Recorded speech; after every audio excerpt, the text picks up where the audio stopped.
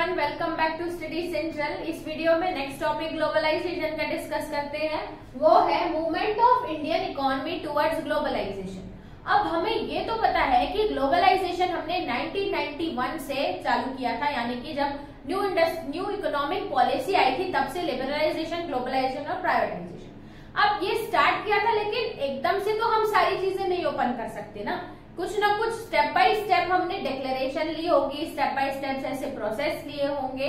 तो वो क्या था कि इंडिया की इकोनॉमी थी वो ग्लोबलाइजेशन की तरफ कैसे मूव हुई ये पढ़ते हैं। तो स्टार्ट करते हैं पहले से। अगर आपका आंसर क्वेश्चन ये आता है कि movement of Indian economy towards globalization, तो आप हिस्ट्री से स्टार्ट करोगे कि India opted liberalization and globalization in the year 1991 में मिला था with the introduction of new industrial policy या न्यू इकोनॉमिक पॉलिसी आप बोल सकते हो। ये 1991 में आया था, ठीक है। उसके बाद series of steps were taken towards globalization, बहुत सारे ऐसे स्टेप्स लिए गए थे और कुछ ऐसे डिक्लेरेशन भी की गई थी सो दैट हम सारी प्रोसेस ग्लोबलाइजेशन के तरफ करें।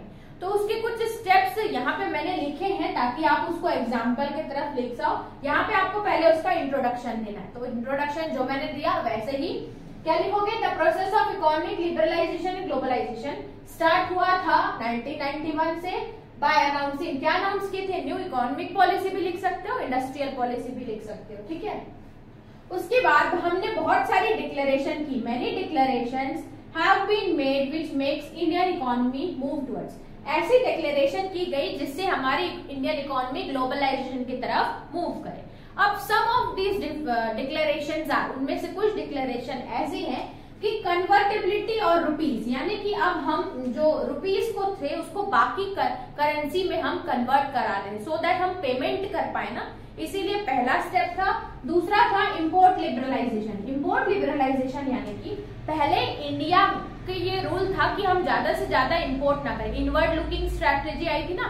इसका मतलब होता है कि हम डोमेस्टिकली ही सारे प्रोडक्ट्स बनाएं, बाकी कंट्रीज पे डिपेंडेंट ना रहें।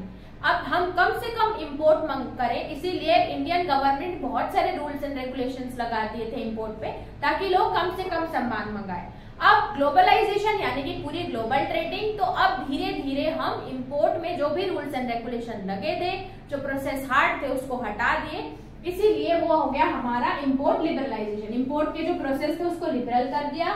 फिर opening the economy for foreign capital, हमने एक ऐसी इकोनॉमी बनाई ताकि फॉरेन कैपिटल आ सके, यानी कि फॉरेन लोग हमारी इंडिया में इन्वेस्ट करें, हम ऐसी इकोनॉमी कंस्ट्रक्ट कर रहे थे, ठीक है। उसके बाद और भी कुछ काम किए हैं अदर्स, जैसे कि हमने ट्रेडमार्क्स यूज किया bye foreign companies, use of trademark. अब हमारे एक ट्रेडिंग करते टाइम एक मार्क लगता है कि आप क्या ट्रेडिंग कर रहे हो, कहाँ से कर रहे हो, तो फॉरेन कंट्रीज ट्रेडमार्क यूज करने लगे। उसके बाद हमने प्रॉफिट भी ट्रांसफर किया उनकी कंट्री में ताकि हम और भी ज्यादा ट्रांजेक्शन कर पाए।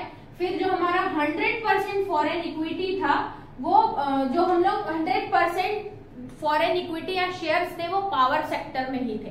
तो ये सारे चेंजेस हम कर रहे थे ताकि इंडिया ग्लोबलाइजेशन की तरफ मूव करे। आई होप आपको ये आंसर पूरा समझ में आया होगा। अब आप ये क्वेश्चन जरूर ये आएगा तो आप 8 मार्क्स बिल्कुल नहीं जाने दें। तो इस टॉपिक में इतना ही रखते हैं, चलते हैं इस चैप्टर के नेक्स्ट टॉपिक को देखते हैं। तब तक के लिए थैंक्स फॉर वॉचिंग।